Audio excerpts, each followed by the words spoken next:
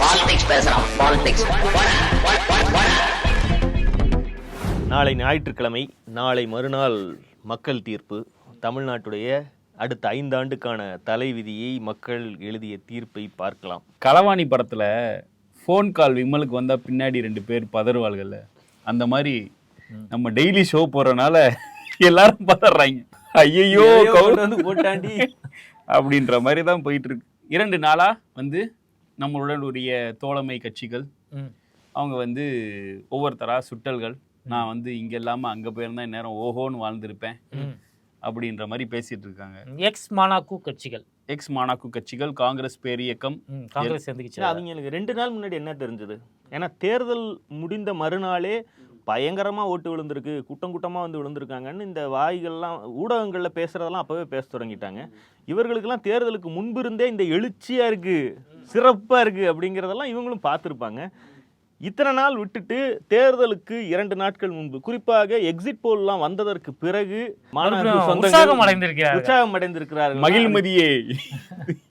அப்ப அவங்க எக்ஸிட் போல ரொம்ப நம்புறாங்க. அதுவும் ஆக்சிஸ் தான் நம்ப அடம் பிடிச்சிருப்பாங்க. இல்ல ஆக்சிஸ் மட்டும் இல்ல, எக்ஸிட் போல்ல யாருக்குமே கடந்த முறை திமுக கூட்டணியாக வாங்கிய 159 நம்பரை 1 தான் கொடுத்துருக்கு. மற்றவங்க எல்லாருமே அதுல இருந்து 20, 30 குறைக்கிறாங்க இல்லையா? அப்போ அது தனி மெஜாரிட்டியை பிரதான கட்சிக்கு கொடுக்காத ஒரு சூழ்நிலைக்கு கொண்டு போகுங்கிறது தான் அதுல இருக்கக்கூடிய இவர்கள் ஆர்வமா பார்க்கக்கூடிய ஒரு செய்தியா இருக்கு. 21 எக்ஸிட் போல்லையும் இந்த நம்பர் திமுகவுக்கு யாருமே கொடுக்கல. சிம்பிளா சொல்லவா, தமிழ்நாட்டில் மக்கள் நல கூட்டணியோ அல்லது மூன்றாவதாக யார் கட்சி நடத்துகிறாங்களோ அல்லது சீமான் மாதிரியான ஆட்களோ இவர்கள் வாங்கக்கூடிய வாக்குகளுக்கு 8% இருக்குது, 10% இருக்குன்னா இந்த 10% எங்குமே சீட்டாக கன்வெர்ட் ஆகாது. ஆனால் சீட்டாக கன்வெர்ட் ஆகாத இந்த நம்பருக்கு 10 சீட்லேருந்து 20 சீட்டு வரைக்கும் கொடுக்குறாங்க. 20 சீட்டை போட்டு இவங்க முகத்தையும் போட்டு எக்ஸிட் போல வியாபாரத்தை பார்த்துறாங்க. தேர்தல்னு ஒன்று வரும்போது இந்த 20 சீட்டு மறுபடியும் பிரதான 2 கட்சிகள், அந்த 2 கட்சிகள் எந்த விகிதத்தில் ஜெயிச்சிருக்கிறதோ 10 எடுத்தீங்கன்னா 8 ஆளுங்கட்சிக்கும் 2 கூட்டணி எதிர்கட்சிக்கும் போகும். இதுதான் நிலைமை. அப்போ நீங்க அப்ப இருந்த நம்பர்லயும் இவங்க இந்த மாதிரி 20 சீட்டை கொடுத்துருப்பாங்க. நாம் தமிழருக்கு ஒரு 10-15 சீட்டு, மக்கள் நல கூட்டணிக்கு ஒரு 20 சீட்லாம் கொடுத்துருப்பாங்க. அதை எங்க போயிருக்கும்னா அன்றைய ஆளுங்கட்சிக்கு முக்காவாசியும் எதிர்கட்சிக்கு கால்வாசியும் போயிருக்கும். இந்த முறையும் இவர்கள் போட்டிருக்கக்கூடிய கணக்குல அது எந்த கட்சி ஆளுங்கட்சியாக இருந்தாலும் சரி, எதிர்கட்சியாக வந்தாலும் சரி, அது 150க்கு மேலதான், 160க்கு மேலதான் போகுங்கிறது சின்ன ஒரு தர்க்கம். ஏன்னா எப்பவுமே ஃபர்ஸ்ட் வரக்கூடிய கட்சிக்கு ஒரு அனுகூலம் இருக்கு. இது ஜெயிக்கிற கட்சிங்கிற ஒரு சென்டிமெண்ட் மக்கள்கிட்ட இருக்கு. அதுக்கு போடுவதற்கு தான் ஆர்வமா இருப்பாங்க. ஆனா எக்ஸிட் போல்ல அது தெரியாது எப்பவுமே. இல்ல, கூட்டணிங்கிறது ஒரு கேட்டலிஸ்ட் தான். இப்போ விசிகா 2001 நம்மளோட அலையன்ஸ் இருந்தாங்க. அந்த அலையன்ஸ்ல நம்மளும் தோத்தோம், அவங்களும் தோத்தாங்க. அவர் திரும்பவும் இன்னொருத்தர் ஒரு தொகுதி ஜெயிச்சுதா, 2 தொகுதி ஜெயிச்சு மங்களூர்ல ஜெயிச்சார். அதே திருப்பி ஜெயலலிதாவோட கண்டெஸ்ட் பண்ணாரு. அப்ப அவர் ஜெயிச்சார்னு நினைக்கிறேன். அப்ப அவரும் ரவிக்குமாரும் ஜெயிச்சாரு. அதுக்கான ஜெயிச்சதுக்கு அப்புறமும் அப்படியே 2006 நம்மளுக்கு ஆதரவான இதுல வந்திருக்காரு. அதுக்கப்புறம் 2016 26 வரையும் 16 தேர்தல் மட்டும் மாநாக்கு ஃபார்ம் பண்ணிட்டு திருப்பி வர்றார். இப்ப அவர் என்ன சொல்றாருன்னா, விசிகாவினர் கூட்டணி கட்சிகளுக்கு ஒத்துழைக்கவில்லை அப்படிங்கிறார். சரி, ஓகே, அதை அவர் ரெட்ரோஸ்பெக்ட் பண்ணிருக்காரு, விட்டுலாம். பாலகிருஷ்ணன் என்ன சொல்லியிருக்காருன்னா, திமுக எங்களுக்கு உரிய அங்கீகாரம் கொடுக்கவில்லை, எங்களுக்கு மரியாதை கொடுக்கவில்லை, எங்களுக்கு 6 சீட்டு கூட கொடுக்கவில்லை. திமுக கொடுத்த சீட்டு பேஸ்ட் ஆன் 2021 ரிசல்ட், அவங்களோட ஸ்ட்ரைக் ரேட் பொறுத்து கொடுத்துச்சு. கொடுக்கவில்லைங்கிறது தான் நம்பர் குறைச்சதுலயே தெரிஞ்சிருச்சு. அப்பயே சொல்லியிருக்கலாம்ல. இல்ல இவங்க அதனால என்ன நடந்துச்சுன்னு இப்ப சொல்றாருங்கிறதான கேள்வி. இல்ல, கடந்த தேர்தல்ல அத்தனை சீட்டு கொடுத்தீங்க, இந்த தேர்தலில் குறைச்சி கொடுக்குறீங்க. கடந்த தேர்தலில் கொடுத்த அத்தனை சீட்ல எத்தனை சீட்டு ஜெயிச்ச, இந்த மாதிரியான விஷயங்கள்லாம் வேற இருக்கு இல்லையா? 12 கொடுக்க முடியும். 12 4 சீட்டு ஜெயிச்சிருக்காங்க. இந்த தடவை கொடுத்த 5 சீட்ல கிட்டத்தட்ட 3 தாண்டுவாங்கன்றதுதான் என்னோட கணிப்பு. இல்ல, உங்களுக்கு பாராளுமன்றத்தில் ஒரு பிரதிநிதித்துவம் ஏன் இருக்குன்னா, நீங்க திமுக கூட்டணியில் இருப்பதால் தான் உங்களுக்கு இருக்கு. வேற எங்க ஜெயிச்சிருக்கீங்க? தமிழ்நாடு தவிர்த்து வேற எங்க உங்களுக்கு எம்பிக்கள் இருக்கிறாங்க? இதெல்லாம் யோசிக்காம பேசுறது அப்படிங்கிறது சரியா இல்ல. இப்ப நம்ம வந்திருக்கக்கூடிய எல்லாரும் விற்பனர்கள் இவங்கெல்லாம் சொல்லக்கூடியது என்னன்னா, திமுகவுக்கும் சரி அதிமுகவுக்கும் சரி ஸ்ட்ரைக் ரேட் இந்த தேர்தல் மிகவும் குறையக்கூடிய இடங்கள் அப்படிங்கிறது அவை தங்களுடைய பிரதான சின்னங்களை விட்டு கூட்டணி கட்சிகளுக்கு கொடுத்த இடங்கள் தான் அப்படிங்கிறது சொல்லக்கூடிய செய்தி. அதிலிருந்து தான் தோழர் அதை சொல்றாருன்னு நினைக்கிறேன். நீங்க இன்னும் கொஞ்சம் எங்களுக்கு கொடுத்துருந்தீங்கன்னா இன்னும் கொஞ்சம் நல்லா தோத்து இருக்கலாம். அதானே அதனுடைய பொருள். இன்னொன்னு அது சொல்லி சரி எங்களுக்கு மரியாதை தரல, ஆனா இளைஞர்கள் மாற்றத்தை விரும்புகிறார்கள். எதை தேவாலயத்துக்குள்ள போய் தாவேக்கான்னு கத்துறதெல்லாம் மாற்றம்னு எடுத்துக்கலாமா? இல்ல, கேரளால இளைஞர்கள் மாற்றத்தை விரும்ப போறாங்க. கேரளால தேர்தல் முடிஞ்சிருச்சு. அதுவும் எல்லா எக்ஸிட் போலுமே ஒரே ரிசல்ட் தான். போட்டியை திறக்க போறாங்க. அங்க இளைஞர்கள் எழுச்சியா இருந்துச்சா, புசியானந்த் சொல்ற மாதிரி மகிழ்ச்சியா இருந்துச்சா, எழுச்சியா இருந்துச்சான்னு பார்ப்போம். நம்மளோட சிஎம் வந்து கம்யூனிஸ்ட்ல இருந்து ஒருத்தன் வந்து ரெபல் பண்றான் கேரளால. நான் வந்து திமுகவில் வந்து ஜாயின் பண்ணுறேன், எனக்கு அங்கே வந்து ஒரு ஹோப் இருக்குது, நம்ம ஜெயிப்போன்றப்ப அவர் அதை அகாமடேட் பண்ணல. ஏன்னா அது அவரோட பெருந்தன்மை. இதுவே ஜெயலலிதா ஏன்பா வெளியே போய் மதிமுகல இருந்து ஒரு பிரிவு ஆரம்பிச்சு அவங்க கூட்டணியா தான் வரேன்னு சொன்னாங்க. அதுக்கு தனி அமைப்பு தான் வச்சிருக்காங்க. அவங்க திமுகல ஜாயின் பண்ணல, அவங்க தனியா ஒரு அமைப்பு வச்சிருக்காங்க. நாங்களும் சேர வர்றோம்னு சொன்னா நீங்க மதிமுகவில இருந்து பிரிந்துட்டு எங்க கூடயே வந்து சேர்ந்தீங்கன்னா அந்த மதிமுகங்கிற கட்சிக்கு என்ன இந்த அளவுக்கு நாகரிகமான அரசியல் உலகத்திலேயே பார்த்தது இல்லை. இல்ல நம்ம கேஸ் சில டைம் வந்து இந்த அதீத பெருந்தன்மை இதெல்லாம் வந்து வெறுப்பாகிறப்ப அவர் தான் கேப்டன் ஆஃப் த ஷிப். அவர் வந்து நம்மள மாதிரி முடிவெடுக்க முடியாது. சரி, நம்மளுடைய சோசியல் மீடியா பியர் ப்ரெஷருக்கு இது போன்ற இதுக்கெல்லாம் இல்லை. ஏன்னா அவர் வந்து பேப்பர் ரவுடிங்களெல்லாம் டீல் பண்றது இல்லை. அவர் ஆளுநர், பிஜேபி, டீலிமிட்டேஷன், ஆளுநர் கையெழுத்து போலனாலும் சட்டமாக கூடிய அளவுக்கு அவர் சண்டை போட்டுட்டு இருக்காரு. இப்போ அவர் வந்து இதுக்கெல்லாம் வந்து இறங்கி செய்வாரானா செய்ய மாட்டார். அவர் இன்னமும் பெருந்தன்மையா இருப்பாரு. நாளை பின்னிக்கு அறிவாலயத்தில் யார் வந்தாலும் அவர் மூஞ்சிக்கு நேரா பார்ப்பார், சிரிப்பார். இல்லை எனக்கு என்னன்னா நீங்க என்ன வேணாலும் கருத்து சொல்லலாங்க. அந்த கருத்து வந்து சொல்லுவதற்கு தைரியம் வேணும், முழுமையா சொல்லணும். இந்த தேர்தல் நாங்கள் பார்த்தோம், களத்தில் இருந்தோம், நாங்களும் போட்டிட்டு இருக்கிறோம். இந்த தேர்தலில் இந்த செக்டார் பெண்கள், இளைஞர்கள், இந்த வயதிலிருந்து இந்த வயதுக்கு உட்பட்டவர்கள் வாக்கெல்லாம் இவர்களுக்கு தான் போயிருக்கிறது. இது எங்கள் கூட்டணிக்கு வரவில்லை சொல்லுங்க, நீ சொல்லு. ஆனா இவங்க என்ன செய்யறாங்கன்னா இதை முடிவெல்லாம் இளைஞர்கள் தான் எடுப்பாங்க. இப்போ வேற யார் எடுப்பாங்க? அஜித் ரசிகர்களா 75-80 வயசான கிழவர்களா? இல்ல அவங்களாம் இளைஞர்கள் இல்லையா? சிவகார்த்திகேயனுக்கு ரசிகர்கள் இல்லையா? சூர்யாவுக்கு ரசிகர்கள் இல்லையா? ரஜினிக்கே இளம் ரசிகர்கள், ரஜினிக்கே இளம் ரசிகர்கள், கமலுக்கு கூட இருக்கிறாங்க. சொல்றதுன்னா இதுதான் நடக்குது, எங்களுக்கு அந்த ஓட்டு வரலைன்னு சொல்லுவதற்கு நேர்மை இருக்கணும். இவங்க என்ன சொல்றாங்கன்னா 19 சொல்லி வச்சுட்டு நாளைக்கு அவர் மூஞ்சியை போய் பார்க்கும்போது என்ன சொல்லுங்க, தலைவரே இளைஞர்கள் மொத்தமும் நமக்கு தான் போட்டிருக்காங்க, அதைத்தான் நாங்கள் சொன்னோம், மீடியாவில் வந்து திரிச்சு விட்டாங்க அப்படின்னு வெட்கமே இல்லாமல் பசாரிப்பதற்கு, பல்லிழிப்பதற்கு தோதாக அந்த சில்லற வேலையை செய்வது என்பது எல்லாம் பார்ப்போம். இல்ல இப்ப திமுக வந்து தன்னோட கற்பை எந்தெந்த இடத்துல நிரூபிக்கணும்னு நிரூபிச்சிருந்தா இவங்களோட தானே எப்பயும் எக்ஸ்போஸ் ஆயிருக்கும். எந்த நடிகர் அரசியலுக்கு வந்தாலும் முன்னாடி போய் தாம்பாளத்திட்ட வச்சுக்கிட்டு ஆரத்தி எடுப்பதில் கம்யூனிஸ்டுகள் வல்லவர்கள். இந்த முறை அது மிஸ் ஆயிடுச்சு அப்படின்னு நம்ம நினைச்சிட்டு இருந்தோம். மிஸ் ஆனது காரணம் பயம் லக்கி. ஏன்னா வந்து அவர்கள் வந்து ஆதரிச்சிருந்தா கேரளால வந்து அவங்களுக்கு ரிசல்ட் இன்னும் மோசமா போயிருக்கும். அதுதான் வந்து ஒரு பயமே தவிர மற்றபடி வேற எதுவுமே இல்லை. இதையும் தாண்டி தான் அரசியல் எல்லாம் இருக்கு. இப்ப பாண்டிச்சேரியை குளறுபடி பண்ணியாச்சு. விசிகா கண்டெஸ்ட் பண்ண இடத்துல கம்யூனிஸ்ட் ஆள் போட்டுச்சு, காங்கிரஸ் ஆள் போட்டுச்சு, திமுக போட்டுச்சா? இல்ல பெருந்தன்மைக்கு அரசியல்ல அந்த கட்சிகளிடம் அந்த தனிப்பட்ட மனிதர்களிடம் மரியாதை கிடைக்குது கிடைக்கலைங்கிறதுலாம் ரெண்டாவதுங்க. ஆனா லாங் ரன்ல பார்க்கும்போது ஒரு லீடருக்கு அது என்னைக்கு இருந்தாலும் அது கெட்ட பேரா மாறாது. நான் ஏமாந்தவன் அப்படின்னு நீங்க நினைச்சுக்கிட்டீங்கன்னா ஏமாந்து என்னத்தை நான் கொண்டு வந்துட்டேன், நீ என்னத்தை அடைஞ்சிட்டேங்கிறதான் கேள்வி. இதெல்லாம் தெரிஞ்சுதான் ஏன் பண்றது? ஒரு கலைஞர் ஆகட்டும், எம்கேஎஸ் ஆகட்டும், இதெல்லாம் தெரியாதா? இவங்களுடைய கூறுபாடு என்ன அப்படிங்கறதெல்லாம் இவங்களுக்கு தெரியாதா? எல்லாம் தாண்டினதுதான் அரசியல், இது எல்லாத்தையும் பார்த்துருக்கோம் அப்படிங்கிற மாதிரி தான் இன்னைக்கு இருக்கக்கூடிய சூழ்நிலை இருக்குன்னு. கம்யூனிஸ்டுகள் இல்லாத சட்டசபையை பார்க்க வருத்தம் அளிக்கிறதுன்னு சொன்னார். இப்ப யோசிச்சா அது சர்க்காசமா சொல்லியிருக்காரு. 90 சீட்டு ஜெயிச்சுட்டு சொன்னாரு. 89 சீட்டுகளோ 90 சீட்டுகளோ ஜெயிச்சுட்டு தான் 2016 சொன்னாரு. கம்யூனிஸ்டுகள் இல்லாத ஒரு சட்டமன்றத்தை பார்க்குறோமே, அது வருத்தமா இருக்கு அப்படின்னு சொல்லியிருந்தார். பாப்போம் மீண்டும் அது எப்போது அமையும்ன்றது தெரியல. அவங்களுக்கு வந்து அடிப்படையில் இப்படி ஒரு புதிய கட்சி கணிசமான வாக்கு வங்கியை வாங்குவது என்பது ஆல்ரெடி இருக்கக்கூடிய இந்த இழப்பை அஃபோர்ட் பண்ணுறதுக்கு 2 கட்சிகளுக்கு தான் வலு இருக்குது. ஒன்று திமுக, இன்னொன்று அதிமுக. ஒரு 2%-5% தாங்கள் இழந்தாலும் கூட அது எங்களுக்கு ஒரு பெரிய 30% மேலே ஓட்டு இருக்கக்கூடிய ஒரு கட்சிக்கு தான் அந்த திறன் இருக்கும். இது இல்லாத கட்சிகள்லாம் வந்து கிட்டத்தட்ட லெட்டர் பேடுகளாக மாறுவதற்கான அத்தனை வாய்ப்புகள் இந்த தேர்தலில் இருக்கு. இவருடைய அச்சத்துக்கெல்லாம் காரணம் இந்த வாக்குகளை எல்லாம், நமக்கு இருந்த வாக்குகளை எல்லாத்தையும் புதிதாக வந்த கட்சி வலித்து கொண்டு போய்விட்டதோ, இனி அதை திரும்ப வாங்கிட்டு வரணும்னா அங்கேயே போய் முறவாசல் செஞ்சாலே ஒழிய வேறு வழி இல்லை. யோசிச்சு பாருங்களேன், என் வாக்கு அங்கதான் போயிருக்குன்னு எனக்கு நல்லா தெரியுது, தொலைச்ச இடத்துல தானே தேட முடியும். அப்போ இப்ப இருந்தே அதற்கான துண்டை போட்டு வைத்து அங்க போறதுக்கான வழிகளை எவ்வளவு வசிக்கப்பட்டாலும் பாட்டாளி மக்கள் கட்சி திரும்ப திரும்ப போயிட்டு அதிமுக பாஜக அப்படின்னு அவங்க கூட்டணியில போய் சேர்றதுக்கான காரணம் இதுதான். இல்ல இப்ப ஏன்னா அந்த ஓட்டு அங்கதான் போயிருக்கு. அங்கதான் போயிருக்கு. இளைஞர்களும் மகளிர்களும் வந்து இந்தியா கூட்டணியை ஆதரிக்கவில்லை, இந்த மதசார்பின்மை கூட்டணியை ஆதரிக்கவில்லை. அது பிரச்சனை திமுக கிட்ட மட்டும் இல்லல்ல, கூட்டணி கட்சிகளான இல்ல, அப்படி அவங்க சொல்லவே இல்லையே. யாரு இதெல்லாம் வந்து மக்கள்கிட்ட சொல்ற சிக்னல் கிடையாது. இல்ல ஜோதிமணிக்கு சோப்பு அதான் ஜோதிமணி போட்டிருக்க அப்படி ட்வீட். இளைஞர்கள் பெண்கள் எல்லாம் வந்து மாற்றதான் தீர்மானிக்க போறாங்க.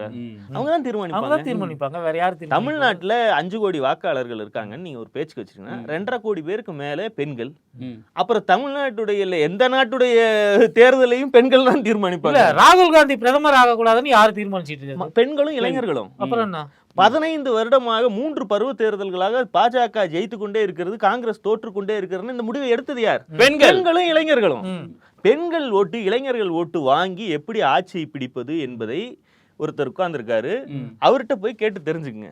ஏன்னா தமிழ்ல தெளிவா சொல்லி தந்துருவார். ஹிந்தி புரியும்னா மோடிஜிட்டே போய் கேளுங்க. டெல்லி போற அப்படி இல்ல அடிக்கடி. கூடுதலா இன்றைக்கு வந்து ஒரு கட்டுரை ஒன்று சிந்தையில் எழுதுவது அப்படின்னு சமஸ் வந்து ஒன்று எழுதிட்டு வர்றார். பேசலாம், ஒன்றும் பிரச்சனை இல்லைல்ல? இல்ல ஒன்றும் பிரச்சனை இல்லை. சிந்தையில் இன்று சிந்தையில் இன்று அப்படிங்கிற ஒரு கட்டுரை. அதாவது விஜய் இன்னொரு எம்ஜிஆர் அல்ல ஜெயலலிதா அப்படிங்கிறது தான் அந்த கட்டுரையுடைய தலைப்பு. அதுக்கு அவர் கேப்ஷனாவே அவர் அடிக்கோடிட வேண்டிய அம்சம். ஒட்டுமொத்த கட்டுரைக்கு 8 நிமிஷம் வாசிப்புனா இன்னைக்கு தேதிக்கு 8 நிமிஷம் எல்லாம் உங்க கட்டுரையை படிப்பதற்கு இளம் வாசகர்கள் தயாராக இல்லை. அப்ப நீங்க யாரை குறிவைத்து அணில் குஞ்சுகளை நோக்கி எழுதியிருக்கீங்களோ அவங்க இதெல்லாம் படிக்க மாட்டாங்க. அதனால ஸ்க்ரோல் பண்ணவே தேவையில்லாத அளவுக்கு டைட்டிலுக்கு கீழேயே முக்கியமான வரியை அவரே கேப்ஷனா போட்டார். எதிரியை பற்றி அன்றாடம் சிந்தித்துக் கொண்டே எழுவதும் சிந்தித்துக் கொண்டே தூங்குவதும் திமுகவின் இயல்பு. திமுகவுடைய இயல்பை வந்து சொல்லியிருக்கார். பல ஆண்டுகளாக அதில் இருக்கக்கூடிய முக்கியமான சாராம்சத்தை மட்டும் சொல்லிடுறேன். பல ஆண்டுகளாக மக்கள் மத்தியில் ஒரு செய்தியாளராக நான் பயணிக்கிறேன். தேர்தல் காலங்களில் எல்லாம் கருத்து கேட்கிறேன். பொதுமக்களின் அரசியல் பேச்சில் விஜய் என்ற பெயரை 1.5 ஆண்டுக்கு முன்பு தான் நான் பரவலாக கேட்க ஆனேன். கட்சி ஆரம்பிச்சே ஆச்சு, அதுக்கு முன்பு எப்படி கேட்க முடியும்? சரி, 2024 தாவேக என்னும் கட்சி ஆரம்பித்து பல மாதங்களுக்கு பிறகு ஊடகங்களுக்கு முன்பு அவர் வரக்கூடும் என சில ஆண்டுகளே பேசி வந்தாலும் கூட, கட்சியே ஆரம்பித்திருந்தாலும் கூட அவருடைய ரசிகர்கள் பெரும்பாலும் இளைஞர்கள் அவர் பெயரை உச்சரித்தார்களே தவிர பொதுஜனத்துடைய பேச்சில் விஜய் வரவே இல்லை. திமுக ஆட்சிக்கு எதிராக அவர் பேச பேச, விஜய்க்கு எதிராக திமுகவினர் பேச பேச மக்களிடம் அவர் பெயர் பரவ ஆரம்பித்தது. எந்தெந்த திமுகவினர் பேசினாங்கன்னு ஒரு லிஸ்ட் ஒன்று போடணும். அவர் நான் பேசுறேன், நீங்க பேசுறீங்க, சிவாஜி கிருஷ்ணமூர்த்தி பேசுறாரு, வேற யார் பேசுறா? ஒரு அரசியல் தலைவருக்கான அடிப்படைகள் எதையுமே விஜய் பொருட்படுத்தாத போதும் கூட பெரும் கூட்டம் நாளுக்கு நாள் கூடியது. நவீன தமிழ்நாட்டின் வரலாற்றில் எம்ஜிஆர் தான் வந்து பெரிய கூட்டத்தை ஈர்க்கக்கூடியவர். ஜெயலலிதா அப்படியாப்பட்டவர் கிடையாது. சுயாதீனமாக செயல்பட்டவர் என்றாலும் வாழ்க்கை நெடுகிலும் வெளியுலகத்துக்கும் அவருக்கும் இடையில் யாரோ ஒரு பாலமாக இருக்க வேண்டியதாக இருந்தது. சந்நிதியில் நுழைவதற்கு முன்பு சம்பிரதாய கட்டாயங்களுக்கு ஆட்படுவது போல ஏராளமான கட்டுப்பாடுகளுக்கு உட்பட வேண்டியிருந்தது. பிற்காலத்தில் அவரது வீட்டை விட்டு அவர் வெளியே வந்தாலே அது செய்தியாகக்கூடிய சூழலுக்கு சென்றது. ஜெயலலிதா ஆவேச பேச்சாளர் மட்டுமல்ல, அவாண்டமாகவும் பழிபோடும் விதமாகவும் கூட பேச தயங்காதவர். முக்கியமான தன்னை தனியொருவராக பாதிக்கப்பட்டவராக முன்வைத்தவர் அப்படின்லாம் சொல்லி இதுதான் வந்து விஜயுடைய கூறுகளே தவிர எம்ஜிஆர் எப்பவுமே தன்னை பார்க்க வரக்கூடிய கூட்டத்தில் முதல்ல குழந்தைங்க வெளியே போங்க, 2வது பெண்கள் வெளியே போங்க, 3வது ஆண்கள் வெளியே போங்க, எல்லாரும் பத்திரமா போய் சேர்ந்தாங்களாங்கிறதெல்லாம் எப்பவுமே கவனத்தில் வைத்திருந்தவர். அவர் மக்களை சந்திப்பதற்கு தயங்காதவர். அவர் வந்து ஒரு பீடத்தில் ஏறி உட்கார்ந்து கொண்டிருந்த கோட்டைக்குள்ள இருந்து அரசியல் செய்தவர் அல்ல அப்படிங்கிறலாம் சொல்லிட்டு, எனவே இவரை வந்து நீங்க இவரோட கம்பேர் பண்ண முடியாது. இவரை கம்பேர் பண்ணணும்னா ஜெயலலிதாவோட தான் கம்பேர் பண்ண முடியும். பாராட்டும் விதமா சொல்றாரா இல்ல விமர்சிக்கிறாரா? அவரு விமர்சன பூர்வமா அது கட்டுரை முடியும் போது தான் அதுக்கான இது அவருடைய நோக்கம் என்ன, இந்த கட்டுரை எழுதுவதற்கான நோக்கம் என்னங்கிறது புரியுது. அதாவது ஜெயலலிதா எப்படி காலில் விழ வைக்கிறாரோ அதையும் வந்து தமிழ்நாட்டில் இருக்கக்கூடிய பெண்கள் பாசிட்டிவாவே தான் பார்த்தாங்க. நம்மளால முடியாத அந்த அம்மா பண்ணுது, எனவே வந்து அதுக்கு ஒரு ரசிகர் கூட்டமே உருவாயிருச்சு. ரசித்து அகம் குளிர்ந்தார்கள் பெண்கள். நேத்து டெய்லி ரோஸ்ட் பார்த்துருப்பாரா? நீ சொன்னதை சொல்றாரு.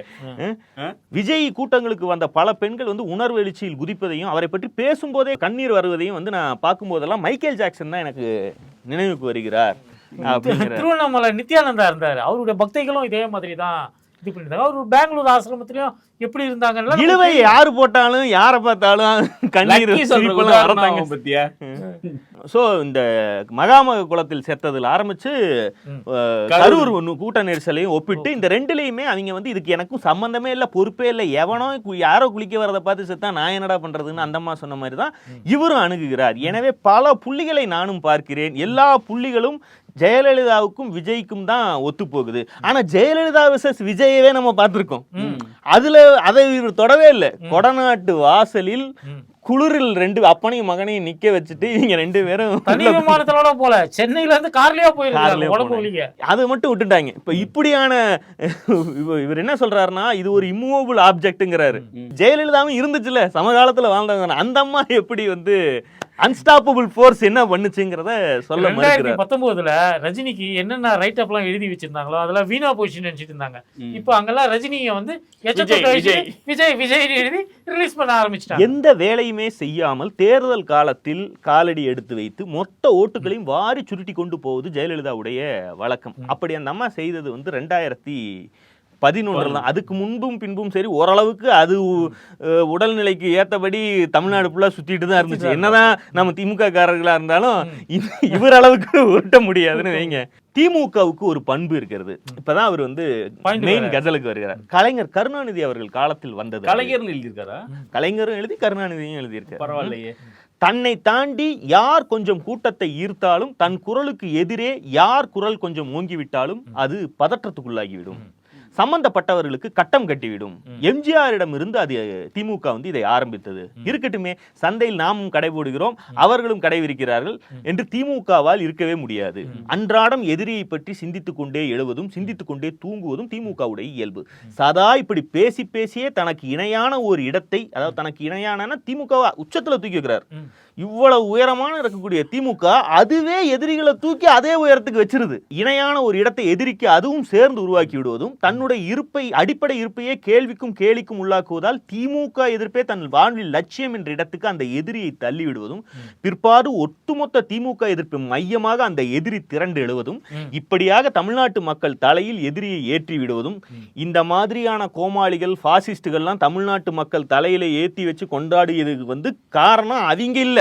அவங்களுக்கெல்லாம் பண்டுதம் பார்த்து சந்தனம் பூசி சிங்காரிச்சு வச்ச இவங்க இல்ல. அதுக்கும் காரணம் வந்து திமுக தான். திமுகவுக்கு இப்படியாக பார்த்து பார்த்து புலம்புவதுதான் வரலாறு நெடுகிலும் தொடரக்கூடிய ஒரு ஊழ். எனக்கு விஜயை பார்க்கும் போதெல்லாம் ஜெயலலிதா தான் நினைவுக்கு வருகிறார். அச்சமாக இருக்கிறது. ஆனால் இதெல்லாம் திமுகவுக்கு புரியவே புரியாது அப்படிங்கிற. திமுக புரிஞ்சுக்க மாட்டேங்குது. சோழ நாட்டில் விஜய், சேர நாட்டில் விஜய், பாண்டிய நாட்டில் விஜய், கொங்கு நாட்டில் விஜய். இவரை கிண்டல் பண்ணணும்னு ஒண்ணும் கிடையாது. தண்டனை ஒண்ணு கொடுக்கணுங்க. 12 வருஷத்துக்கு முன்னாடி ஒரு கட்டுரை எழுதினாரு, பேரியக்கத்தின் அஸ்தமனம் தமிழில் எழுதினாரு. எடப்பாடி காலத்து அதிமுகவை பற்றி இப்ப வரைக்கும் இப்படி ஒரு சொற்றொடரை உருவாக்குவது யாருக்குமே. இவரு அந்த கட்டுரையை 50 முறை இம்போசிஷன் எழுதணும். அதுதான் நம்ம அவருக்கு கொடுக்கக்கூடிய ஒரு தண்டனை. மே 4ஆம் தேதி. திமுக தலைமை என்றைக்குமே விஜயை பொருட்படுத்தியது கிடையாது. திமுக தொண்டர்கள் சமூக வலைதளங்களில் தாவேகாவை விமர்சிக்கிறார். அவங்க தாவேகாவை மட்டுமா விமர்சிக்கிறாங்க, திமுகவை எதிர்க்கக்கூடிய எல்லாரையுமே அவர்கள் விமர்சிக்கிறாங்க. அதுக்கு என்ன பண்றது? அதுதான், அது திமுகவே திமுகவை எதிர்த்துச்சுன்னா அதையும் சேர்த்து விமர்சிக்கிறார். என்னப்பா கட்சி நடத்துறேன்னு சொல்லிட்டு திமுக தலைவரை பார்த்து கேட்கிறாரு. இந்த கேள்வியை நான் வேறொரு விதமா கேட்கிறேன். தன்னை விமர்சிக்காத எந்த அமைப்பையாவது திமுக விமர்சித்திருக்கிறது? அதாவது திமுகன்னு இவர் சொல்லுவது திமுக தலைமையில், திமுக தலைமை என்னைக்கு விமர்சித்தது விஜய? கிடையாது. இவர் சொல்றது இணையத்தில் இருக்கக்கூடிய திமுக ஆதரவாளர்கள். இந்த திமுக ஆதரவாளர்கள் தன் கட்சியை, அதாவது திமுகவை எதிர்க்காத எந்த அமைப்பை, தனி நபரை, கட்சியை பற்றி விமர்சித்தார்கள் அப்படின்னு ஒரு லிஸ்ட் தெரிஞ்சுக்கிறதுக்காக தான் கேட்கிறேன். அப்போ இதனுடைய உண்மையான கேள்வி என்னவா இருக்கணும்னா, ஏன் கட்சி ஆரம்பிப்பவன் எல்லாரும் நன்றாக உழைக்கக்கூடிய நல்ல கொள்கைகளை வைத்திருக்கக்கூடிய ஒப்பீட்டளவில் தமிழ்நாட்டிலேயே பெட்டரான, தமிழ்நாட்டுடைய இன்றைய வளர்ச்சி இந்தியாவிலேயே சிறந்த மாநிலமாக இருக்குன்னா இதற்கு முக்கிய பங்காற்றிய திமுகவை மட்டுமே ஏன் கட்சி ஆரம்பிப்பவன் எல்லாம் சுவைக்கிறான்? அதற்கு பின்னாடி இருக்கக்கூடிய சூட்சுமம் என்ன அப்படிங்கிற அந்த கேள்வி தானங்க நீங்க வைக்கணும். ஒரு இத்தனை வருடமாக மக்கள் மத்தியில் பணியாற்றக்கூடிய ஒரு ஊடகவியலாளர் அது மட்டும் இனிக்குதா, எடப்பாடியை தொட்டா கசக்குதா, இதெல்லாம் கேட்கணும்ல. திமுக தன்னுடைய வெற்றி பாதையில் தவறு செய்கிறது, சரிக்கு வீழப் போகிறது என்றால் நீங்க டக்குன்னு வந்து கல்லு இருக்கு காலை வச்சுக்காத அப்படின்னு இந்த படத்துல முள்ளுல கால் வைப்பா சின்ன வயசு பிரியாராமன். அது சரத்குமார் வந்து காலை வச்சு கால் மேல முள்ள வச்சு இவர் முள்ளுல ஏத்து வாங்கிக்குவார். அப்படி வந்து காப்பாற்றுவது உங்களுடைய நோக்கமா? நீங்க பண்றதெல்லாம் பார்த்தா அப்படியும் ஒன்றும் தோணல. நீங்க வந்து திமுகவை காப்பாற்றுவதற்கு தான் இதெல்லாம் சொல்லுறீங்கன்னு நீங்க சொல்றீங்க. ஆனா எங்களுக்கு அப்படி தோணவே மாட்டேங்குது. ஏன் உங்க மூஞ்சில ரொமான்ஸே வர மாட்டேங்குதுங்கிற மாதிரி இருக்கு. அப்போ இவர்கள் என்ன விரும்புகிறார்கள் ஒரு கேள்வி இருக்கு. திமுக தலைமைக்கு ஐடியா கொடுக்கிறாரு. இவங்க நம்ம கிட்ட எல்லாம் பேசல. அவங்க ஏன் திமுக ஏன் தாவேக அப்படி அணுகுச்சு, திட்டி இருக்கவே கூடாதுன்னு சொல்றாங்க. ஆனா திட்டவே இல்லையாடான்னு அவங்க கேட்பாங்க. அப்போ இவங்க திமுக தலைமைக்கு என்ன சிக்னல் கொடுக்குறாங்கன்னா, நீங்க திட்டுறாங்கல்ல அவங்கள வந்து நீங்க கண்டிச்சுங்க. ஏற்கனவே இந்த மாதிரி பல சிபாரிசு கடிதம்லாம் கொடுத்துறாங்க. அவங்கள திட்டாதீங்க ஓட்டு வராது, இவங்கள திட்டாதீங்க. இவங்க சொன்னதுக்கு அப்புறம் தான் 40க்கு 40 தமிழ்நாட்டு வரலாற்றிலேயே ஒரு நாடாளுமன்ற தேர்தல் திமுகவின் தோல்வி காரணம் இணைய கூலிப்படைன்னு 15 வருஷமா எழுதிட்டு இருக்காங்க. இல்லைங்க, இவங்கள சொல்லியும் குத்தம் இல்ல. இவங்க வந்து விஜய்க்கு அட்வைஸ் பண்ணாங்கன்னா விஜய் கேட்க போறது இல்லை, இவங்களை கூப்பிட்டு பார்க்க போறது இல்ல, எந்த இதுவுமே கிடையாது. இவங்க திமுக தலைவர் அட்வைஸ் பண்ணாங்கன்னா திமுக தலைவர் கூப்பிடுவாரு, கலைஞர் நாணயம். சரி, நீங்க திமுக வந்து இணையத்திலும் கூட தாவேக்காவை அடித்திருக்க கூடாது அப்படின்னு நீங்க சொல்றாங்கன்னா, சரி அடிக்கல அப்படின்னே வச்சுக்கோ ஒரு பேச்சுக்கு. யாரதாண்டா அடிக்கிறது நாங்க? எதுக்கு எங்களுக்கு Facebook, எதுக்கு எங்களுக்கு ட்விட்டர்? நான் என்ன கேட்கிறேன், அப்படி அடிக்கலைன்னு வச்சுக்கிட்டா கூட ரஜினி ஃபேன்ஸோ அஜித் ஃபேன்ஸோ இந்த கோமாளிகளை கிண்டல் பண்ணாமலோ அடிக்காமலோ விட்டுருப்பாங்களா? அடிச்சிருப்பாங்களா மாட்டாங்களா? நிச்சயமா அடிச்சிருப்பாங்க. கண்டிப்பா அடிச்சிருப்பாங்க. திமுக அடிச்சதுனால தான் அவங்க கொஞ்சம் ஸ்ருதி குறைச்சிக்கிட்டாங்க. சரி, இப்போ அதையும் தடுத்திருக்கணும்.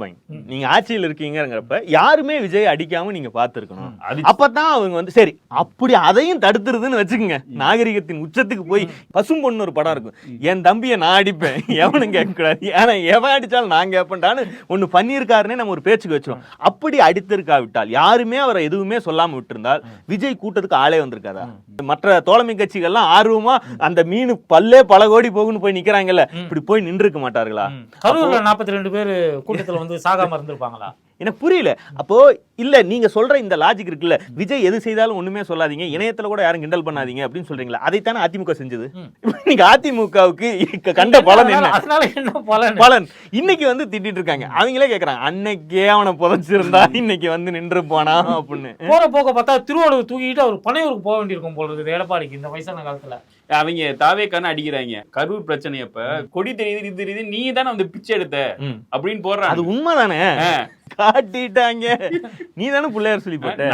சின்ன பசங்க கேக்குறாங்க.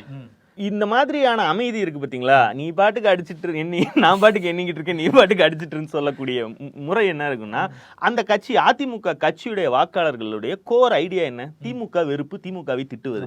இதை செய்வதற்கு அங்க ஒரு புது கம்பெனி வந்திருக்கு, அதை நம்ம கட்சி தலைமையும் பெருசா கண்டுக்கலைன்னா நம்ம அங்க போலதான் இருக்கு, ஒன்னும் கண்டுக்க மாட்டாங்க போல இருக்கு அப்படிங்கிற ஒரு மனநிலைக்கு வந்துட்டாங்க, போயிட்டாங்கிறதா அலறலுக்கெல்லாம் மெயின் காரணம். இதே போல திமுக தலைமை தொடவே இல்லை.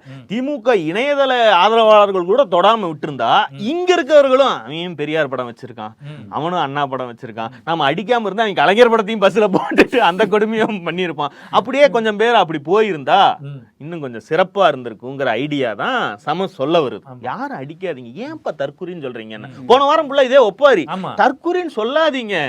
சரி, திமுக இந்த தேர்தலில் 40% வாக்குகளை 40+ வாக்குகளை தக்க வைத்து வென்றால் அதனுடைய ஸ்ட்ராட்டஜி வந்து அற்புதமானது. இப்படி ஒரு பெரிய சினிமா நடிகன் தன்னுடைய 30 ஆண்டு காலம் சேமித்து வைத்த ரசிகர் பலத்தை எல்லாம் கொண்டு வந்து தேர்தலுக்கு பயன்படுத்தக்கூடிய விதத்துல வந்தும் தான் வாங்கக்கூடிய வெற்றிக்கு தேவையான மார்ஜினும் அட்டகாசமாக வைத்து அது 40% வாங்கி ஜெயிச்சிருது அப்படின்னு வச்சுன்னா அதனுடைய ஸ்ட்ராட்டஜி வந்து நீங்க தப்பு சொல்றதுக்கு ஒண்ணுமே இல்லை. தன்னுடைய வாக்குகளை தக்க வைத்து எதிரிகளின் வாக்குகளை சிதறடித்து புதிய கட்சியை தனிமைப்படுத்தி ஆட்சியை பிடித்து விட்டதுங்கிறதான் அதோட ஒன்லைன். அது நடக்காம அதிமுகவை போலவே வாக்குகளை இழந்து, வாக்கு சதவீதத்தையோ சீட்டுகளையோ இழந்து ஆட்சி இழந்ததுன்னா அப்ப அட்வைஸ் அந்த அட்வைஸை எல்லாம் அப்ப கொண்டு வந்தீங்கன்னா அவங்களும் கேட்டுக்குவாங்க. திமுக தலைமை கண்டுகொள்ளாமல் கீழே அடி விழுகிறது என்றால் அது வந்து கோட்டையில ஆயுதத்தை கூறுபடுத்திக்கிட்டு எல்லையில வேலையும் சரி பண்ணிக்கூடிய வேலை. போருக்கு போறப்ப தரைப்படை வந்து கண்ணுக்கு முன்னாடி இருக்கிற எல்லாத்தையும் வந்து தோம்சம் பண்ணிட்டு தான் போகும். 2024 எலெக்ஷன்ல 3 பூத்துல அதிமுக வாங்கின ஓட்டு வந்து முட்டை 0. அதையெல்லாம் பார்த்து அதிமுக பாடம் கத்துச்சோ இல்லையோ, டிஎம்கே வந்து ஒண்ணு பண்ணிச்சு. ஒரு பூத்துக்கு 30% ஓட்டு நமக்கு இருக்கணும்ன்றதுதான் அந்த ஓரணியில் தமிழ்நாடு டிரைவ். அது ரொம்ப சக்சஸ்ஃபுல்லான டிரைவ். அதை பார்த்து எடப்பாடியே வந்து பயப்படுறாரு. அந்த டேட்டா வச்சுட்டு திமுக வந்து தேர்தல் வேலை பார்க்குதுன்னா அது கொண்டு வந்ததே தேர்தல் வேலைக்கு தானே. இல்ல இவ்வளவு பேச்சு பேசிட்டு இருக்காங்க. இன்னமும் தாவேகாவும் ஒரு பூத்துல எவ்வளவு ஓட்டுங்கிறது யாருக்குமே தெரியாது. பொட்டியை திறந்ததுக்கு பிறகுதான் தெரிய வரும். அது இல்லாம இப்போ ஏலியன் வந்து சமஸ்டுடைய இந்த கட்டுரையை வந்து படிச்சு புரிஞ்சுக்கிட்டு டீகோட் பண்ணி இவ்வளவு நேரம் பேசிட்டு இருக்காருல்ல, இது தாவேகாக்கார யாருக்காவது இதை படிச்சா புரியுமா? இது தாவேகாவை நோக்கி எழுதப்பட்டதே இல்ல, திமுக தலைமைக்கு தான் ஒரு சிக்னல் கொடுத்துட்டு இருக்காரு.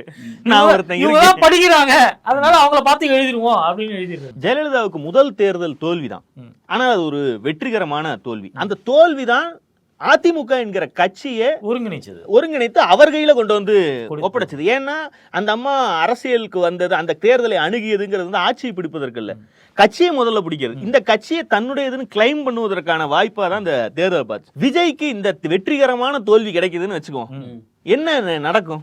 அதிமுக என்கிற கட்சியை கொண்டு வந்து நீங்களே நடத்துங்கன்னு எடப்பாடி பழனிசாமி உங்ககிட்ட கொடுக்க போறாரா? மறுபடியும் நீங்களும் அதிமுகவும் ரெண்டா ஆன்டி இன்கம்பன்சியை பொழந்து கொள்ள போறீங்க. மறுபடியும் அவர் கட்சியை நடத்த போறாரு, நீங்க கட்சியை நடத்த போறீங்க. ஒரே ஒரு வாய்ப்பு, நீங்க ரெண்டு பேரும் கூட்டணி அமைப்பதற்கான ஒரு வாய்ப்பு கிடைக்குமே தவிர எகைன் அது தள்ளி தான் போடப்படுமே. அப்ப கூட திமுகவுக்கு அடுத்த தேர்தல்ல ஜெயலலிதாவுடைய அந்த வெற்றிகரமான தோல்விக்கு பிறகு ராஜீவ்காந்தி மரணம்னு ஒன்று நடக்காம போயிருந்துச்சுன்னா இதுவுமே நடந்திருக்காது. இன்னும் ஒரு 5 வருடத்துக்கு தள்ளி போடப்பட்டிருக்கும். இல்ல சமஸ் சொல்ல மறந்த இன்னொரு விஷயம் இருக்கு. 89ஆம் ஆண்டு நீங்க சொன்னீங்க இல்லையா முதல் தேர்தல், அந்த தேர்தலில் ஜெயலலிதாவுடைய காலடி படாத நகரமே வந்து தமிழ்நாட்டில் இல்லை. அவங்க வந்து முழுக்க காரில் தான் போனாங்க, தனி விமானத்திலையும் போகலை. அந்த அளவுக்கு வந்து ஜெயலலிதா வந்து உழைச்சிருக்காங்க, அந்த கட்சியை கைப்பற்றுவதற்காக உழைச்சிருக்கிறாங்க. அதற்கு பிறகு ஏதாவது பிரச்சனைகள் வந்தாலும் கூட இல்லை விஜய் மாதிரி அழுமூஞ்சியாக அவங்க இல்லை, எல்லாத்தையும் ஃபைட் பண்ணாங்க. ஜெயிலுக்கு போகிறதுல கூட போய் அங்கே போய் கூட ஊதுவத்தி ஊற்றிட்டு வந்தாங்க. அதுக்கெல்லாம் வந்து விஜய் தயாராக இல்லையே. வேளாங்கண்ணி கோயில் கூட விஜயால் போக முடியலையா, கேன்சல் பண்ணுறாங்க. தேர்தல் பிரச்சாரத்தை தான் கேன்சல் பண்ண புரியுது, கோயிலுக்கு போறத கூட கேன்சல் பண்ணுவீங்க. அவனுங்க போய் சர்ச்சில் கத்திக்கிட்டு இருக்கானுங்க தாவேகான்னு. இந்த கட்டுரையை படித்து விட்டு நான் மட்டும் இல்ல, விசிகாவுடைய பொதுச் செயலாளர் ரவிக்குமார் வந்து ஒரு பதிவு எழுதியிருக்கிறார். அவர் வந்து அதுக்கு என்ன கவுண்டர் கொடுக்குறாருன்னா, விஜய் இன்னொரு ஜெயலலிதாவும் அல்ல, விஜய் எம்ஜிஆருடன் ஒப்பிட முடியாத அவர் இன்னொரு ஜெயலலிதா என சமஸ் ஒரு கட்டுரை எழுதியுள்ளார். விஜய் ஆதரவு அரசியலே அவரது ஆற்றலின் வெளிப்பாடு என்ற கோணத்திலிருந்து பார்ப்பது என்கிறது வளமையான ஒன்று, அந்த ஆதரவு கூட்டத்தின் கோணத்திலிருந்து பார்க்க வேண்டும் அப்படின்னு இவர் மறுபக்கத்திலிருந்து பார்க்க சொல்லுவார். மனிதன் மறுபக்கத்தை பாருங்க. விஜயால் உருவாக்கப்பட்டது அல்ல அந்த கூட்டம், மாறாக அந்த கூட்டத்துடைய தற்போதைய வழிபாட்டு பிம்பம் தான் விஜய். நாம் பார்ப்பது ஒரு இர்ரேஷனல் மாப். அதனுடைய வேர் என்பது திமுக எதிர்ப்பு மட்டுமல்ல, இன்றைய ஜனநாயக அரசியலின் அனைத்து விதமான தர்க்கங்களுக்கும் அது எதிராக இருக்கிறது. இன்றைய ஜனநாயக ஆட்சி முறையில் அது அலுப்படைந்திருக்கிறது. அதிகாரத்தை பெறுவது அதனுடைய வேட்கையே கிடையாது. நாயக பிம்பத்திடம் தன்னிடம் இருக்கக்கூடிய கொஞ்ச நஞ்ச அதிகாரத்தையும் அது கையில் கொடுத்து சமர்ப்பித்து தெண்டனிடுகிறது. அதாவது நேற்றைக்கு ஒரு பெண் பேசுறாங்க, இதுல இருக்கக்கூடிய உண்மை பாருங்க. என்ன அவர் வந்து விஜய் ஜெயிச்சா என்ன வேணா கண்ணீரோட ஒரு பெண் சொல்ற, அவர் கையை பிடிச்சி கோட்டையில போய் உட்கார்ந்துட்டு என்னுடைய வாழ்க்கையோட கஷ்டங்களை எல்லாம் சொல்லுவேன், அதுக்காக தான் நான் ஓட்டு போட்டிருக்கேன் அப்படின்னு. அன்றைக்கு சாயந்தரம் பனையூர் வீட்டில இருந்து பட்டினப்பாக்கம் வீட்டுக்கு அவருடைய கார் வெளியே வரும். மனுக்களோடு 4-5 பெண்கள் வந்து வண்டியை வந்து ஓடுறாங்க. இவர் போன அடுத்த 1 மணி நேரத்துல அந்த பிரபல நடிகை வந்து ஒரு போட்டோவை போடுறாங்க. அந்த அம்மா எப்பவுமே இந்த மாதிரியான வேலைகளை பண்ணுவாங்க. இந்த போட்டோவை எடுக்கிறதுக்கு தான் ஆசாமி போயிருக்க.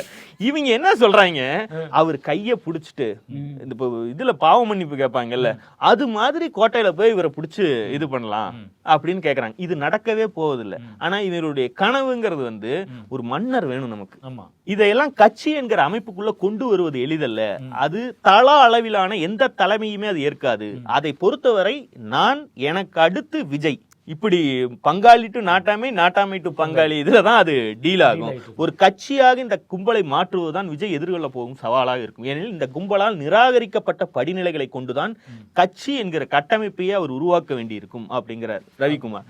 இதெல்லாம் வந்து சிற்றுதல் பத்திரிகைகளில் ஒரு பாப்புலஸ் அரசியலை டீகோட் செய்து, இதெல்லாம் அந்த கட்சியுடைய தலைவர்களுக்கு என்ன கருமம்னே புரியாது, கீழே போய் கதறன்னு கமெண்ட் போட்டு வந்துருவாங்க. ஆனா அவர் வந்து ஒரு ஒரு அரசியல் கட்சி இன்ஸ்டாகிராம் மூலமாக நடிகனுடைய புகழை பாடி அந்த லாயல்ட்டியை ஓட்டா மாத்துறதுக்கு ஒரு வேலை பார்த்துருக்கு. இந்த வேலைக்கு பின்னாடி உளவியல் ரீதியாக இதெல்லாம் தான் நடந்ததுன்னு டீகோட் பண்ணக்கூடிய வேலைகளை தான் சமஸும், அதை டீகோட் பண்ற வேலையை இவர் செய்யறாரு. அதையெல்லாம் நாம உட்காந்து டீகோட் பண்ணிட்டு இதெல்லாம் என்ன நடக்குது, உண்மையா பொய்யா எதுவுமே தெரியாதவர்கள்லாம் இந்த வேலைகளை எல்லாம் செஞ்சுக்கிட்டு இருக்காங்க.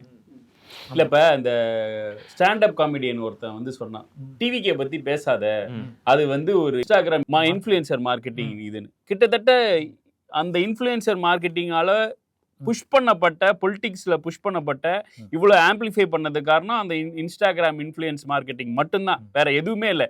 விஜய் வந்து பேச்சால விஜய் வந்து அண்ணா மாதிரி பேசிட்டாரு, கலைஞர் மாதிரி பேசிட்டாருன்னா நீ போற இடத்துல 4 வரியை திரும்ப திரும்ப பேசுற, நீயே வேற சொல்ற என்னால 5 நிமிஷம் தான் பேச முடியும், எனக்கு எதுக்கு 30 நிமிஷம் அவ்வளவு நேரம் தான் செய்ய முடியும். தமிழ்நாட்டை பொறுத்த வரைக்கும் இந்த தரப்பு இருக்குல்ல, அறிவு தளத்தில் செயல்படுகிறேன் என்று சொல்லக்கூடிய தரப்புகள் ஒரு வேலையை தொடர்ச்சியா பண்ணுவாங்க. திமுகவுக்கு எதிராக திமுகவை விட லிபரலான முற்போக்கான ஒரு சக்தி அந்த இடத்தில் உருவாவதற்கு வெற்றி பெறலாம் வேணாம், உருவாகி அதற்கும் திமுகவுக்கும் தான் போட்டி என்கிற சூழ்நிலை மட்டும் வந்துவிடவே கூடாது. திமுகவுக்கு எதிரில் மட்டித்தனமான ஒரு தனிநபர் வழிபாட்டை மட்டுமே மையமாக கொண்ட ஜனநாயகத்துக்கே சம்பந்தம் இல்லாத ஒரு அமைப்பு வெற்றிகரமாக இருக்க வேண்டும். அது வெற்றிகரமாக இருப்பதற்கு நம்மளுடைய சக்தி எந்தெந்த விதத்திலெல்லாம் உபயோகப்படுத்தலாங்கிறது எப்பவுமே சிந்திச்சுட்டே இருப்பாங்க. இப்ப அவர்கள் செய்து கொண்டிருப்பது, இவர்களை தற்கூரி என்று சொல்லாதீர்கள், இந்த கூட்டத்துடைய ஓட்டளிக்கும் பேட்டனுக்கு பின்னாடி ஒரு தத்துவார்த்த விசாரம் இருப்பதாக நீங்கள் எண்ணிக்கொள்ளுங்கள். ஒருத்தர் சொல்றாரு, மெரினா பீச்ல கூட்டினாங்கல்ல ஜல்லிக்கட்டுக்கு, அந்த கூட்டம் தான் இப்ப வந்து தாவேக்காவா மாறி இருக்கு, தம்புராஜன் ஒருத்தர் எழுதியிருக்காரு. அதை நம்ம எப்படி புரிஞ்சுக்கணும்னா, அவங்களுக்கும் எதுக்கு போய் உட்கார்றோன்னே தெரியாது. அது அவர்களால் உட்கார விட்டு இல்ல, 10 பேர் உட்கார்ந்தப்பவே 4 கான்ஸ்டபிள் வெளுத்திருந்தாலே அது ஓடி இருக்க வேண்டிய கூட்டம். அன்னைக்கு ஏன் அனுமதிச்சது? சிஸ்டம் அனுமதிச்சது. அன்றைக்கு இருந்த அதிமுகவுடைய தலைமை அதை அனுமதிச்சது. அதிமுக ஒரு ஆளா காமிக்கணும் அப்படிங்கிறதுக்காக டெல்லி அதை அனுமதிச்சது. இப்படி எல்லா அனுமதிப்புகளும் அனுமதியெல்லாம் வாங்கிய பிறகு நடத்தப்பட்ட ஒரு அப்படியான ஒரு செட்டப்பா தான் இதையும் இவங்க பாக்குறாருன்னு வேணா நம்ம. அதோட அவுட்கம் வந்து எரிஞ்சது எல்லாம் மீனவரோட ஏரியா. அதுதான் உண்மையான அரசியல். அத வந்து சரி பண்ணது டிஎம்கே. இந்த டேர்ம்ல தான் அதுக்குள்ள இருந்து வெளியில வந்த ஆட்கள் நிறைய உண்டு. வெளியில வந்து ஒரு பெரிய சமூக சேவகர்களா, ஒரு அரசியல் கருத்துக்களை ஆணித்தரமா சொல்லக்கூடியவர்களா உருவாகக்கூடியவர் சில பேர் உண்டு. யாருன்னு பாத்தீங்கன்னா ஆர்ஜே ஆதின்னு ஒருத்தர் வந்திருக்கிறாரு, லாரன்ஸ் வந்திருக்கிறாரு. இந்த மாதிரியான ஆட்கள் தான் அங்கிருந்து வந்தாங்க. நீங்க அங்க கூடிய ஒட்டுமொத்த கூட்டத்தையும் ஒரு அறிவுபூர்வமான அரசியல் மயப்படுத்தப்பட்ட ஒரு கூட்டம் அப்படின்னு தம்புராஜ் சொல்றாரு. தம்புராஜை வந்து இங்க வந்து ஒரு பெரிய மைண்ட் இருக்கிறவராதான் நிறைய பேர் அன்னைக்கு வந்து ஒரு மினிஸ்ட்ரியே விட்டாங்க. இப்ப எப்படி தாவேகால வந்து நீர்வளத்துறை ராஜ்மோகன் அந்த மாதிரி விட்டாங்களோ, ஆர்ஜே பாலாஜிக்கு ஒரு பொறுப்பு, லாரன்ஸ்க்கு ஒரு பொறுப்பு, அப்படியெல்லாம் விட்டாங்க. அந்த பொறுப்பெல்லாம் லாரன்ஸ்க்கும் ஆர்ஜே பாலாஜிக்கு விட்டப்புறம் தான் நமக்கெல்லாம் கொஞ்சம் ஐயோ நம்ம ஜோக்கர் ஆயிட்டோம் அப்படின்றதே தெரியுது. இப்ப கூட இந்த கும்பல் இப்படி வந்து ரிசல்ட்டே வரலையே, இந்த அளவு வந்து இவங்க வந்து மினிஸ்ட்ரி எல்லாம் சொல்றாங்களே, 2 கட்சியை ஏற்கனவே ஆண்ட கட்சி, அவங்களே அமைதியா இருக்காங்க. இவங்க எப்படின்னா சொல்றாங்களே, இதெல்லாம் வந்து ஜனநாயகத்துக்கு விரோதமானதுன்னு எந்த ஒரு லிபரலும் எந்த ஒரு எழுத்தாளரும் இந்த கிரிக்கெட் கமெண்ட்ரி எல்லாம் கொடுத்துட்டு திடீர்னு இப்ப பொலிட்டிக்கல் அனலிஸ்டா வரக்கூடிய கும்பலும் எதுவுமே சொல்றது இல்ல. தமிழ்நாட்டில் ஒன்றுதான் நடந்து கொண்டிருக்கிறது. அதிமுக என்கிற கட்சி எடப்பாடி தலைமையில் இதற்கு மேல் இதை வைத்து பர்ஃபார்மன்ஸ் செய்ய முடியாதுங்கிறத ஒரு விதத்துல எல்லாரும் உணர்ந்து கொண்டு விட்ட பிறகு இந்த இடத்துக்கு இன்னொன்றை உருவாக்கி திரட்டி சிவி சிங்காரிப்பதற்கு எல்லாரும் தங்களை தயார்படுத்திக் கொள்கிறார்கள். இந்த தேர்தல் வருவதற்கு முன்பு வரைக்கும் மிகப்பெரிய புரட்சி நடந்து ஆட்சி மாற்றத்தையே ஏற்படுத்தி விடுவார், அவருடைய பவரை பத்தி உங்களுக்கு தெரியாதெல்லாம் பில்டப் பண்ணிட்டு இருந்தவங்களுக்கு எல்லாம் நாளைக்கு உண்மையான கலெக்ஷன் ரிப்போர்ட் என்னங்கிறது தெரிந்துவிடும் என்பதால அதில் தோல்வி ஏற்பட்டால் அது தோல்வி அல்ல, அது வெற்றிகரமான தோல்வி. ஜெயலலிதாவுக்கு இப்படித்தான் நடந்தது, எம்ஜிஆருக்கு இப்படிதான் நடந்தது, எம்ஜிஆருக்கு இதுக்கும் ஒரு பாயிண்ட் தான் வித்தியாசம். இப்படியான ரைட் அப்புகளுக்கு பர்ஃபார்மன்ஸுக்கு முன்னாடி போடுற பஸ்கிகள் திமுக இந்த வெற்றியிலிருந்து பாடம் கற்பிக்க வேண்டும். எத்தனை 10 தடவை ஜெயிச்சாலும் பாடம் கத்துக்கணும், தோத்தாலும் பாடம் கத்துக்கணும். இப்படி எப்போ கிளாஸ் ரூம்லயே உட்கார்ந்து மீண்டும் சந்திப்போம். மீண்டும் வந்து தேர்தல் முடிந்து ரிசல்ட்டுகளோடு சந்திப்போம். நாளை ஒரு நாள் விடுமுறை, திங்கட்கிழமை மாலை நல்லா தூங்கி எழுந்துட்டு ஃப்ரெஷ்ஷா வரும். நன்றி, வணக்கம். பாலிடிக்ஸ் பேசுறோம், பாலிடிக்ஸ்.